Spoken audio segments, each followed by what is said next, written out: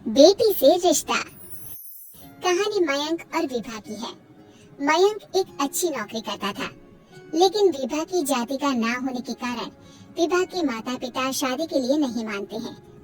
पर जब दोनों अपनी मर्जी से शादी कर लेते हैं तो क्या है विभा, 6 साल हो गया है शादी को, लेकिन एक दिन नहीं गया कि तुम माँ पापा को याद कर परेशान नहीं होती। मैं कितनी कोशिश करता हूँ कि तुम सब भूल जाओ। कोई नहीं भूल पाता है मयंक, माँ पापा को कोई कैसे भूल सकता है। तभी सास का फोन आता है। माँ लो, विभा से बात कर लो, आज उसे अपनी माँ की बहुत याद आ रही है। बेटा विभा, मैं आ जाऊं? हम दोनों चलेंगे तेरे माँ पापा के पास। बोलो। ना माँ जी, वो आप लोगों को कुछ बोलेंगे तो मुझे और भी बुरा लगेगा। आखिर आप भी मेरी माँ ही तो हैं। अरे सुन लेंगे ना यार, कोई बात नहीं, बोलेंगे ही ना। चलो माँ, मैं फोन रख रहा हूँ। वो क्या है ना, आज विभा को लेकर डॉक्टर के पास जाना है।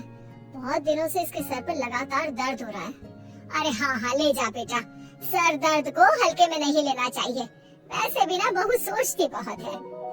मयंक माँ का फोन रख देता है और दोनों कार से अस्पताल जाते हैं। लेकिन जैसे ही वो लोग अस्पताल जाते हैं, विभा को स्ट्रेचर में नर्स उसकी माँ को लेकर जा रही दिखती है। मयंक, माँ, मयंक वो मेरी माँ है। इतने सालों बाद देखी भी तो इस हाल में मैं उनके पास जा रही हूँ।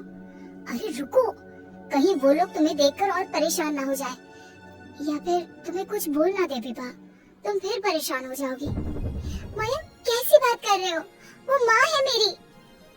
विभा पास खड़े अपने चाचा चाची से बात करने की कोशिश करती है, लेकिन वाह, तेरे जैसी बेटी जिसकी हो वो तो मर ही जाए तो अच्छा है। वैसे पार्क में पैर फिसला है तेरी माँ का, रीढ़ की हड्डी टूटी है। रिद्धि को चाची की बात का बिल्कुल बुरा नहीं लगता। शायद वो सुन ही नहीं रही थी कि चाची क्या कह रही थी। वो सीधे माँ के कमरे में जाती है। कौन है आप? ये मेरी माँ है, मेरा नाम रिद्धि। रिद्धि नाम है ना आपका? दर्द में भी ये आपका ही नाम ले रही थी। हाँ? ये सुनते ही रिद्धि का कलेजा मुंह में आ जाता है। ये वही माँ है जिसने कड़े शब्दों में ये कह दिया था कि अब तेरा मेरा रिश्ता खत्म। फिर रिद्धि का पति मयंक भी वहाँ आ जाता है। सामने खड़े होते हैं रिद्धि के पिता। पापा, क्या हुआ माँ को? वो पार्क में गिर पड़ी, रीढ़ की हड्डी में चोट आई है। रिद्धि पिता की तरफ देखती है, लेकिन पिता मुंह फेर लेते हैं। पता है मयंक, माँ दर्द में मेरा नाम ले रही थी। मेरी माँ मुझे याद कर रही थी मयंक। मैं माँ को कुछ नहीं होने दूंगी, देख लेना। हाँ रिद्धि, हम मिलकर माँ का ख्याल रखेंगे, उन्हें फिर से खड़ा कर देंगे। लेकिन भैया कहाँ है? रिद्धि पिता के सामने जाकर खड़ी हो जाती है। पापा, भैया कहाँ है? वो अमेरिका में है, वो नहीं आ पाएगा। रिद्धि फिर माँ की ओर ध्यान कर लेती है। उस पूरी रात रिद्धि माँ को देखती खड़ी रहती है। पिता मन ही मन सोचते हैं, जब इतना ही प्यार था तो क्यों चली गई किसी एक अजनबी के लिए हम सभी को छोड़कर। तभी डॉक्टर बाहर आते हैं। आपकी वाइफ को होश आ गया है, क्या मैं उनसे मिल सकता हूँ? जी नहीं, वो बार बार अपनी बेटी का नाम ले रही है। रिद्धि बेटा, तुम अंदर चली जाओ। माँ रिद्धि को देखकर रोने लगती है। बेटा, माँ के गले लग जा। मैंने तो सोचा था तेरा चेहरा देखे बिना ही मर जाऊंगी। ऐसे कैसे? भला मैं अपनी माँ को कुछ कैसे होने दे सकती हूँ? माँ उठने की कोशिश करती है, लेकिन वो उठ नहीं पाती। देखिए, आपकी रीढ़ की हड्डी में फ्रैक्चर है। मुझे प्यास लगी है, पानी पीना है। रुको माँ, मैं हूँ ना, मैं पिलाती हूँ पानी अपनी माँ को। कोई और नहीं आया?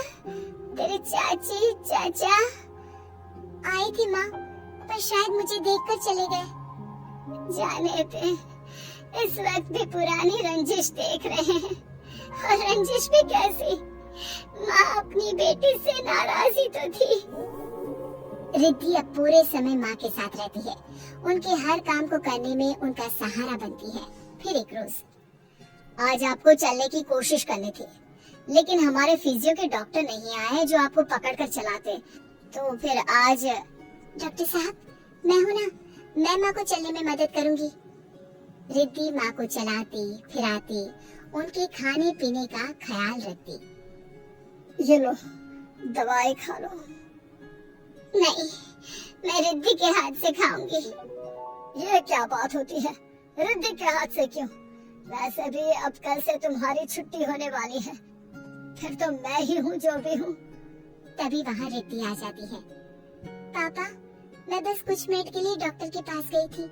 ये दवा तुम्हारे पापा नहीं बताएंगे, लेकिन वो मुझे दवाई दे रहे थे। कल से मेरी छुट्टी है ना? लेकिन ये तो गलत दवाई है पापा। इतनी ढेर सारी दवाई है ना, इसलिए भूल हो गई होगी। नहीं नहीं माँ, सिंपल तो है। मैं बाहर जा रहा हूँ, कल आ जाऊंगा छुट्टी कराने। अगले दिन पिता अस्पताल से माँ को ले जा रहे होते हैं कि रिद्धि बेटा, इतनी जल्दी किसी की छुट्टी नहीं हो पाती, ऐसे रीढ़ की हड्डी के मामले में। लेकिन तुम्हारे दिन रात की मेहनत ने तुम्हारी माँ को व्हील चेयर में बैठने लायक बना दिया। बस इसी तरह 1 महीने और सेवा हो जाए तो क्या ये फिर से दोबारा पहले जैसे चलने लगेगी?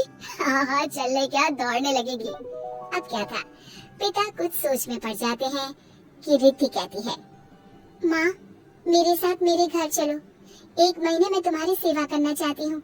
नहीं, चलना है तो तुम चलो अकेली। उस लड़के के लिए ना हमारे दिल में जगह है ना घर में। पैसे वाला होगा तो अपने घर का।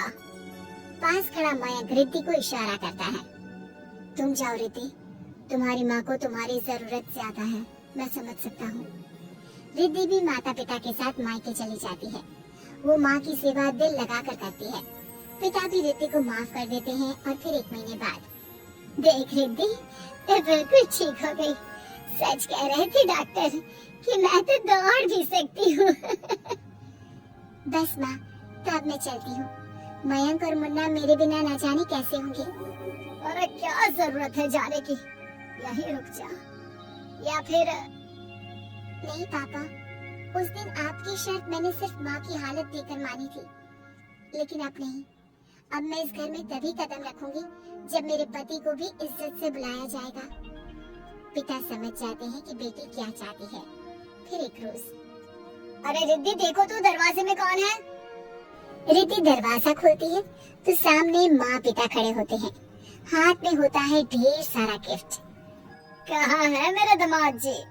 मयंक और रिद्धि माता पिता को देखकर खुश हो जाते हैं और माँ मुन्ने को गले लगा लेती है।